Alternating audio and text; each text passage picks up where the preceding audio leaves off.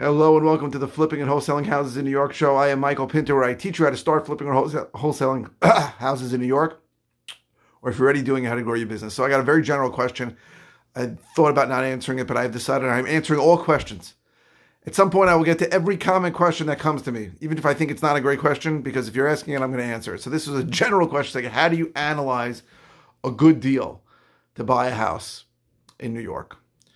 So I could probably talk about this for 4 hours. So I'm going to tell you the steps I take to analyze the deal, and I can do it pretty quickly. I think it's a skill that you can't outsource. You have to learn it yourself. So what I do when I'm analyzing a property is I comp it out. So that means I go to my multiple listing service and I look at what houses in that area are selling for. So I look at really three things that I'm trying to figure out what to do on a property.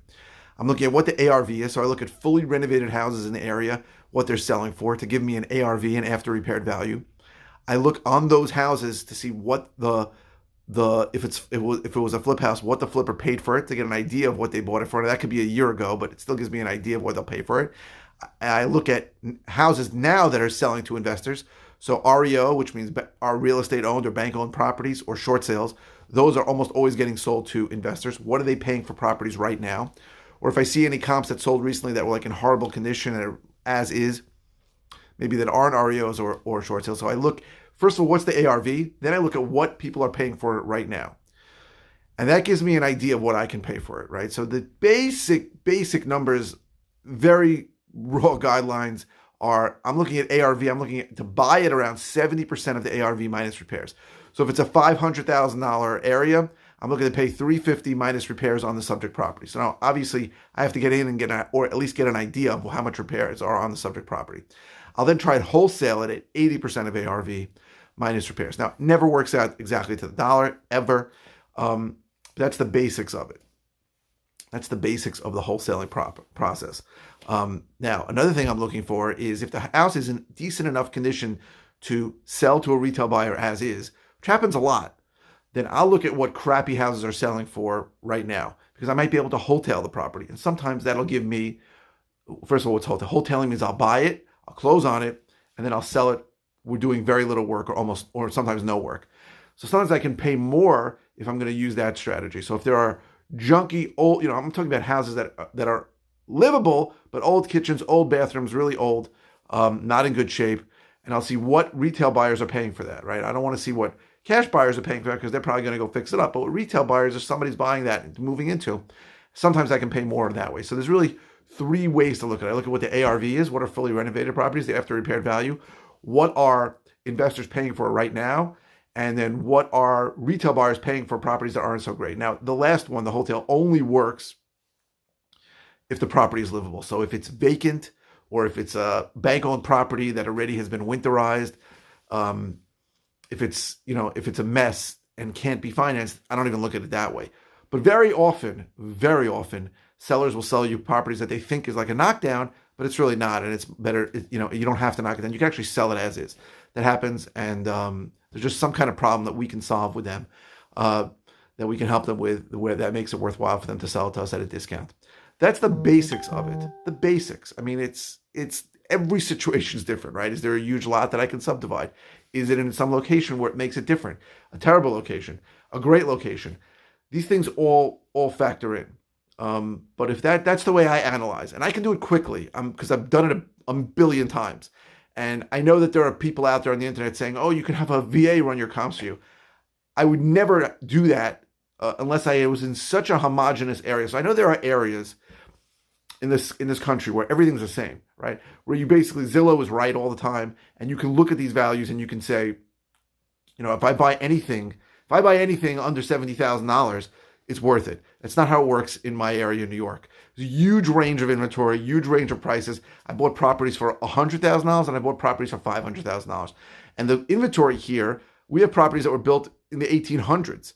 So is a tremendously diverse range of inventory in our area. So you can't really, I don't believe I could outsource comping to a virtual assistant somewhere else. And even if I could, I wouldn't be able to do that unless I taught them. So the first thing you need to do whenever you're learning how to flip houses is you need to analyze an area. And I've gone through where you should do it. I believe you should start in an area, but But you need to do that analysis. And really the only two ways I believe that you can analyze comparable values are having access to the multiple listing service. So I recommend anybody who does this to get licensed as a realtor, or you can use PropStream. So PropStream is really good. It wasn't as good in New York, but it's much better now. It's probably 85 to 90% as good as MLS. It's another option. It's $97 a month. I have a link if you want, where you get a discount every 3 months on it. I think I'm the only person that discounts PropStream. But really, those are the only two acceptable things. You can't use Zillow. You can't call someone and ask them. You can't call my realtor friend and ask them. Not a good idea. You need to be able to comp out properties, and the only way to really do that is by having a tool that you can use. So either the multiple listing service. So if you're not licensed and you know a realtor who will give you access, that's one option, or use PropStream. But this is something you're going to have to get better at over time. And in the beginning, when you're scared that you might screw up, I would look at it and then I'd figure out, then I'd follow it, right? So you see a property, a piece of crap, what's it going to sell for? Is it going to sell to a retail buyer? Is it going to sell to an investor? Is that investor going to flip it? I would follow it. I did that a lot when I started. I really started in like 2 cities. I did Elmont and Valley Stream, and that was it. Then I expanded to like 8 cities. And after a while, I wanted to grow the business. I went further, but I just watched properties there. What did they sell for? How much could I get for it now? What are retail buyers? And really, since 2013, I've watched prices go up pretty steadily. Prices right now are at an all-time high. But you need to pay attention to that. And that's how you learn how to comp properties. And I think it's a skill that every person that's doing this business needs to know. So that's how I analyze it. But you can analyze a different way. That's just how I do it, right? So I look at those 3 things. When I have a possible deal, I look at what the ARV is, what's the after repaired value. So what are fully renovated houses of that style or that approximate size going for? And I look for bedrooms and bathrooms, by the way. Square footage does not work in our area because square footage was never a required data point on any listing until recently, and even now it's not 100% required, and it's not required in Suffolk. It's only required sort of in Nassau. Still not required in Nassau. So you don't use square footage. That doesn't work by us because no one gives a crap. No buyers coming there and going, how many square feet is this? I know things are going for $274 square foot. It doesn't work like that. It's really by style. So is it a cape? Is it a colonial? Is it a split? And then how many bedrooms and bathrooms? That's really the only thing that I look at. And that's the only way to comp out things in our area. Eventually, maybe 5-6 years later, if they require square footage on listings, then we can look at a price per square foot and people might start thinking that way. But that's not the case now. So I look at style, I look at bedrooms and bathrooms, similar properties. What's the ARV, the after repaired value, if I fix this up fully? I look at what investors are paying for it, and I look at what if the house is possibly doable as a wholesale deal, I look at what retail buyers are paying for junky houses in that area. And I'm only looking in a small area. I don't cross state lines. I've shared my screen and done this on a few times. If you need more, maybe I'll do it again. I'll do a couple of deals. You'll see how I came up with my numbers. So I hope this was helpful. If you want other ways I can help you, go to howtoflipnewyork.com. If you like these videos, please click like. I really could use a thumbs up for my SEO, my search engine optimization. If you're watching on YouTube, please subscribe. And what else? Oh, and keep the comments coming. Any suggestions you have for topics or questions you have, I'm happy to help you in any way I can. Thank you very, very much.